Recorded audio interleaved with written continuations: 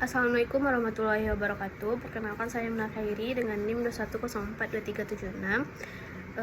Baiklah, pada kesempatan kali ini saya akan menjelaskan atau membacakan hasil review artikel saya yang berjudul Prospek Keberlanjutan Usaha BUMN Menerima Penyertaan Modal Negara Studi Kasus PT Waskita Karya.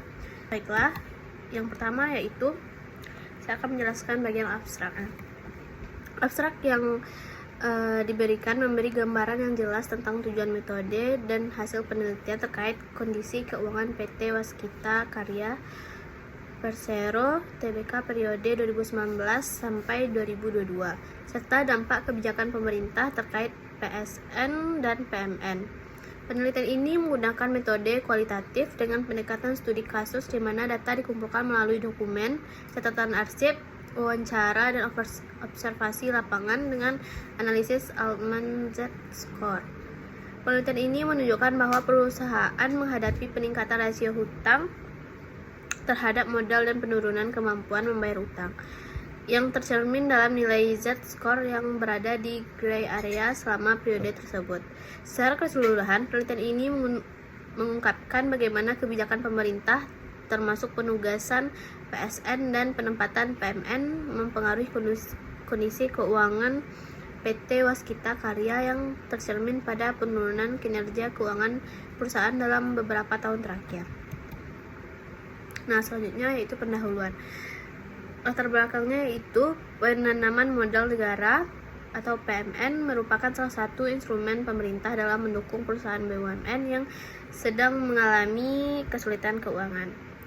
Selanjutnya, PT Waskita Karya Persero Tbk sebagai salah satu BUMN di sektor konstruksi mendapat PMN dari pemerintah untuk mengatasi masalah keuangan yang dihadapi. Selanjutnya itu permasalahan penelitian.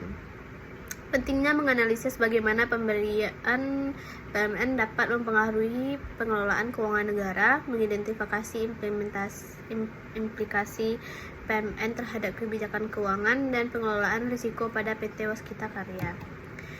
Selanjutnya tujuan penelitian, yaitu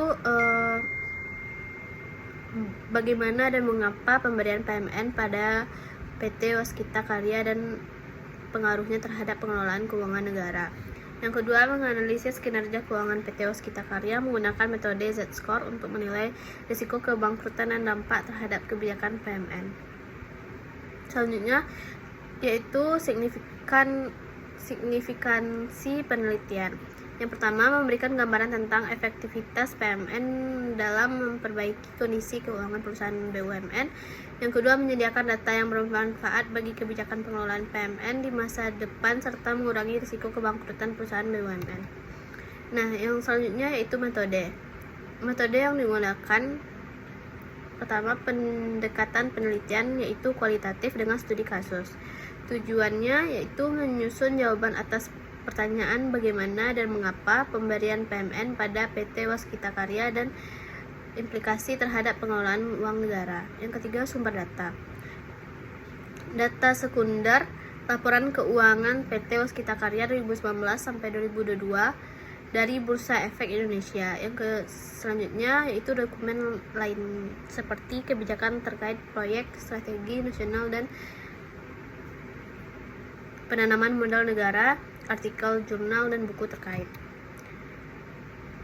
Selanjutnya, pengumpulan data melalui dokumen, catatan arsip, dan observasi langsung. Sedangkan untuk analisis datanya, menghitung Z-score PT Waskita Karya menggunakan data keuangan, lalu interpretasi Z-score untuk menilai risiko kebangkrutan. Lalu tujuan Z-score yaitu menjadi proksi untuk memprediksi kebangkrutan perusahaan dan memberikan peringatan dini terhadap risiko finansial.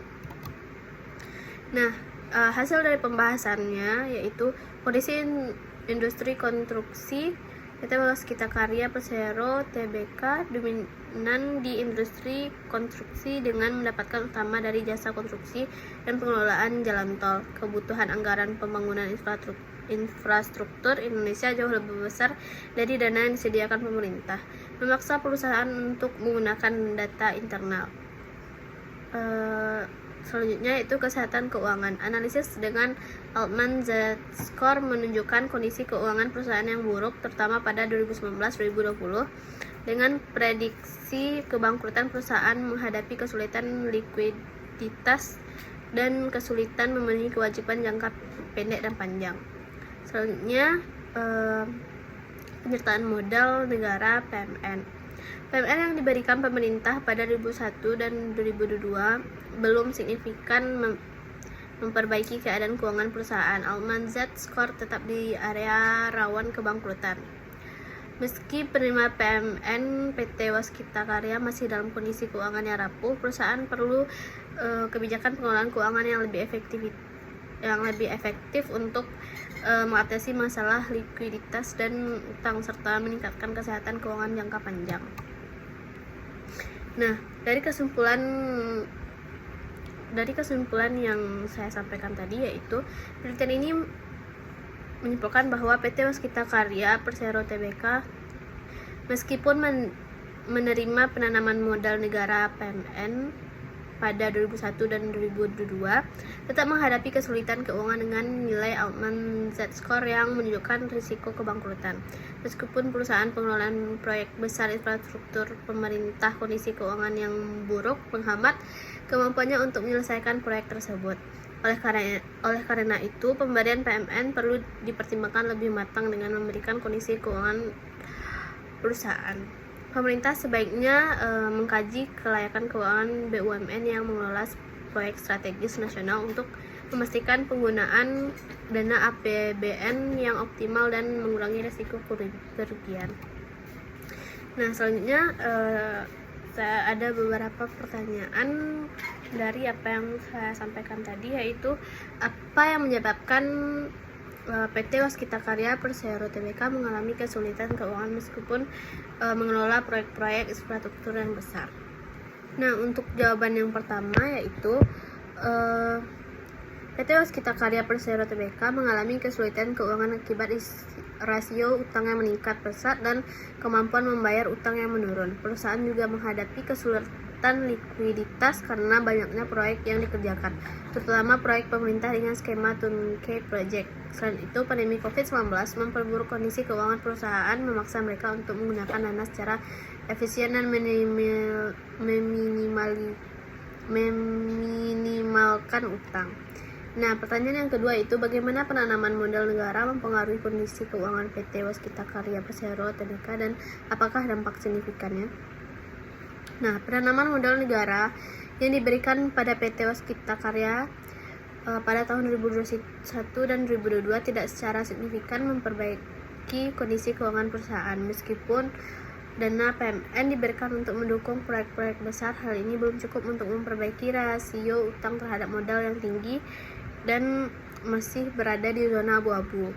Pada Altman Z-Score menunjukkan perusahaan tetap berada dalam risiko kebangkrutan.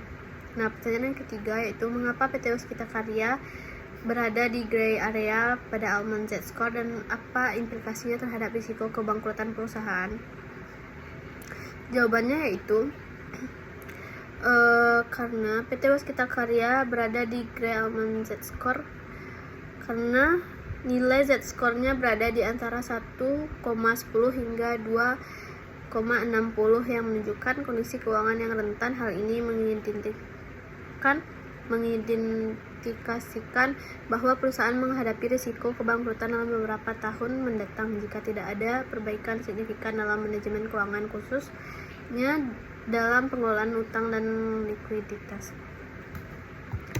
Baik, sekian penyampaian review artikel yang dapat saya sampaikan. Mohon maaf bila ada kesalahan. Wabillahi taufiq wal hidayah. Wassalamualaikum warahmatullahi wabarakatuh.